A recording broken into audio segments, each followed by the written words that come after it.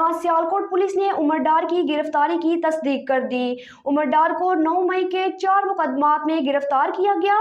Sialkot police का कहना है कि उमर डार गुज़श्ता 12 रोज से लापता थे।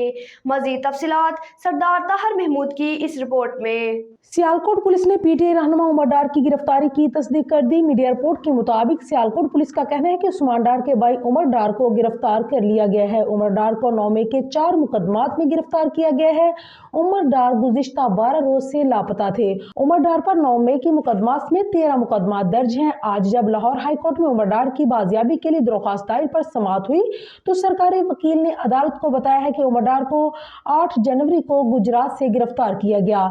जस्टिस अली बाकर नजफी ने उमर डार की वालिदा की दरख्वास्त पर समाअत की। सरकारी वकील ने कहा है कि उमर डार को सियालकोट पुलिस के हवाले कर दिया गया है।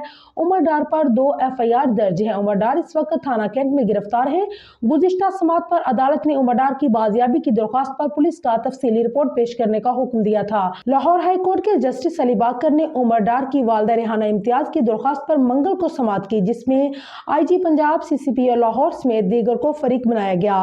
दौरान समाअत सरकारी वकील ने बताया है कि पुलिस रिपोर्ट जमा करवा दी गई है, जिस पर अदालत के फाजल जज ने कहा है कि अभी CCTV कैमरे से फुटेज निकालने की हदायत नहीं दे रहा।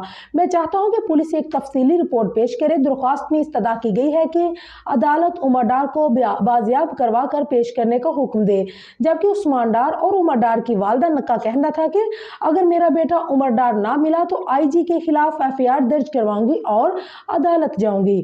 हाई कोर्ट में मीडिया से गुफ्तगू करते हुए उन्होंने कहा है कि पुलिस ने सबके सामने मेरे बेटे को उठाया, IG पंजाब ने नोटिस क्यों नहीं लिया। उन्होंने कहा है कि मैं कुछ नहीं कहूंगी, फैसले अल्लाह पर छोड़ती हूँ। अगर मेरे बेटे पर कोई मुकदमा थे तो अदालत लाते और सामना करते।